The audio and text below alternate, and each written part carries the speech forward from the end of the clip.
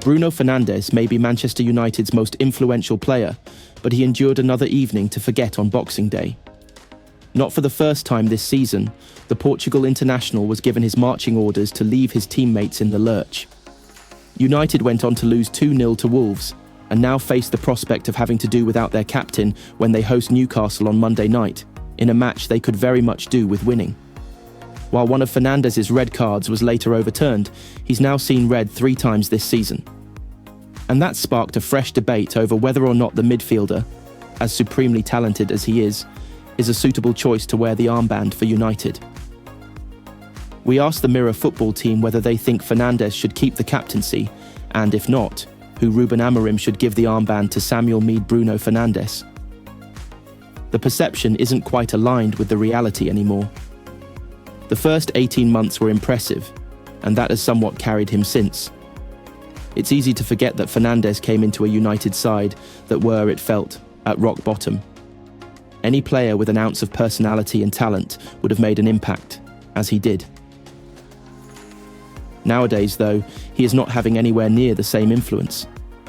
His attitude and antics on the pitch are almost toxic, and only those with a misconstrued idea of what a desire to win is would claim what he does is, in some way, driving standards. Roy Keane really did drive standards in Manchester once upon a time, and if he is saying the captaincy needs to be taken away from him, that probably says it all. His red card was born out of frustration, and whilst it is his 3rd this year, can happen. Keane wasn't immune to a red card or 2, but the 2 are not cut from the same cloth. Ben Husband. The first part of this question is simple. Fernandes shouldn't be United's captain. Frankly, he never should have been in the first place. When the chips are down, he is constantly found wanting and moaning. And while he's undoubtedly United's best player, he doesn't ever appear like their best leader. The second part of this question is the really tricky one, however. Who is a leader in this squad? They are so devoid of personality and character that giving anyone the armband is difficult. In reality, the only real leader United have is Harry Maguire. He took the decision from Erik Ten Hag to remove the captaincy in his stride, and for all of his faults remains their best defender, particularly in the shape Amorim wants to deploy. Much of the next few months will be Amorim working his way through the litany of mistakes his predecessor made. Reverting Ten Hag's decision on the club captain should probably be the easiest. Mike Walters United should have taken the armband off Fernandes after that 7-0 shelling at Anfield.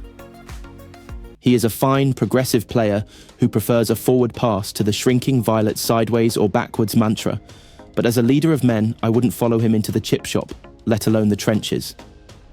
This is your captain sinking. 3 red cards in one season is too many for anyone, let alone the leader of a global institution like Manchester United. The problem for RUBEN Amorim is finding viable alternatives as captain, because there are few players in that squad who are guaranteed a place in the starting 11. Maybe Erik Ten Hag should not have taken the job away from Harry Maguire in the first place. Matthew Cooper, Bruno Fernandes, has always divided opinion as Manchester United captain. But even if RUBEN Amorim decides he no longer wants him, the issue then becomes the sheer lack of alternatives. Aside from Fernandes, only Diogo Dalot, Noussair Mazraoui, Amad Diallo and Manuel Ugarte have featured in all 10 of Amorim's games in charge so far, and none of them feel like realistic captaincy candidates right now. As a result, it feels like Amorim may as well stick with Fernandes for the time being. But the lack of real leadership in his squad is something he certainly needs to address. And when he does have some genuine candidates to replace Fernandes, it would not be a surprise to see Amorim strip him of the captaincy. He did not seem happy at all after Fernandes' latest red card, and United could clearly do with an inspirational captain to lead by example. Jacob leaks, Bruno Fernandes is an undoubtedly quality footballer, but his time as captain should be cut short. His attitude too often leaves much to be desired, and his tendency to throw his toys out of the pram is something which spreads throughout the team. 3 red cards before the end of the year is also unacceptable. With RUBEN Amorim needing to lay down the law to his ill-disciplined and struggling team, stripping Fernandes of the captaincy should be a move he makes soon. In terms of who steps up, there are few clear candidates. but once he returns from illness, Matthijs de Ligt would be my pick. Manchester United defender Harry Maguire felt Wolves offered nothing outside of their 2 goals following Boxing Day's 2-0 defeat at Molineux. United, who had Bruno Fernandes sent off just after half-time for a second bookable offence, were condemned to a 3rd straight defeat in the Black Country. Matheus Cunha opened the scoring for the home side before substitute Hwang Hee-chan sealed the points with virtually the last kick of the game, converting from Cunha's square pass. United offered little in the way of an attacking threat over the course of the 90 minutes, though the first half was fairly even. However, in Maguire's opinion, the red card altered the course of the game, despite not being convinced Wolves fully capitalised on their numerical advantage. "I felt going into the second half we needed to up it a little bit," Maguire told Amazon Prime. "The red card has changed the game. It's hard enough playing with 11 men in the Premier League, so when you go down to 10, it is tough. If we are being honest, we gave them nothing, they had nothing, they created nothing. When it was 11 versus 10, all it was a corner and the last kick of the game. It is a tough one to take, but we have got to stick together." Cunha's opener was another example of United's troubles with set pieces. It has been a major problem in recent weeks, and they are yet to address it. When it keeps happening, you can't really put it down to luck, but it is tough to take that we have conceded twice from a corner, Maguire added. "I know the Tottenham one is a foul, it's quite clear to see, but I haven't seen this one back. Sometimes at set plays you have got to hold your hands up and say you cannot do much about it, but then there are others where you have got to look at yourselves and improve. The Bournemouth one was tough. It was a great header and a great ball. Tonight, it was disappointing to go down to 10 men, not really give them anything, and look solid in the second half. To concede again, especially the first goal of the game, set plays are so important in football matches. They decide games. A lot of games, when they are tight 50-50, they decide them with the first goal, and the first goal has been a set play far too many times against us. It is disappointing." Manchester United head coach RUBEN Amorim has admitted that he thinks he is edging closer towards settling on a preferred starting 11 after making 2 changes for Boxing Day's clash with Wolves at Molineux. Rotation has been a fixture of Amorim's opening weeks as United head coach, regularly shuffling his pack to combat the club's busy fixture schedule.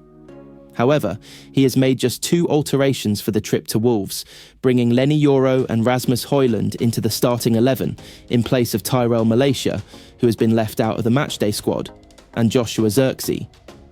A reduction in the number of changes suggests the Portuguese chief is edging closer to settling on his strongest starting lineup, and that is a theory he agrees with, even though he has highlighted the importance of everyone in the squad. Speaking to MUTV ahead of kickoff, Amorim, when asked if he was close to his strongest starting X, said, "I think so, but I don't like to use the expression, the strongest XI, because we count every player. But we try to build some connections between the players by trying to use the same players sometimes because we have 3 days between games, and that is a big difference. At the moment, with more time, we can change less, so that is the focus. Also, our focus is to maintain our clear identity. The third game of the last week versus Bournemouth was tough on us and our fans, so we have to be better in set pieces. We had a lot of chances to score, and we have to be more clinical. We have to improve our performance." RUBEN Amorim conceded Manchester United have to survive amid the extraordinary threat of a first relegation in 51 years after an 8th league defeat of the season at Wolves.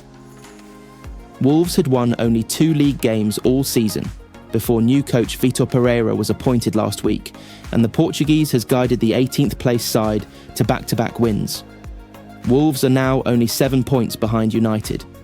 United have slumped to 14th in the table, 4 places above the relegation zone, at nearly the halfway stage of the league campaign. Amorim admitted the team have to survive amid a slump of 4 defeats in 5 league fixtures. "In this moment, we just have to survive and to win sometimes," Amorim said at the mention of whether he is worried about teams below United. "To work on the team, we already knew it. I start this job and start with the team. The new idea of no time to train. A lot of games, tough games. We already knew it. It's a long journey. Like I said in the first day, we have to continue and we have to fight these bad moments because this is part of football. No, no, no, no, Amorim replied when the remoteness of qualifying for a European competition was raised. We have to work on a lot of things in our club inside the pitch, outside the pitch, so let's focus on each game, each time, and use every minute of training to improve the team. A lot of things are missing, time to work, so we also have to win games, to sell the idea to the players, but if not, it's really hard. Wolves is a completely different situation. The United hierarchy have demonstrated their ruthlessness this season with the sackings of former manager Erik Ten Hag and inaugural sporting director Dan Ashworth. Amorim has become the first United manager to lose 5 of his first 10 matches in charge since Walter Krikmer in 1932. When asked how long it would take to turn it around at United, Amorim replied, "I have no idea. No idea." Instead of me trying to understand how much time it will take, just day by day, improving, trying to see the videos and use every minute of training and try to win some points because it's really important in this moment.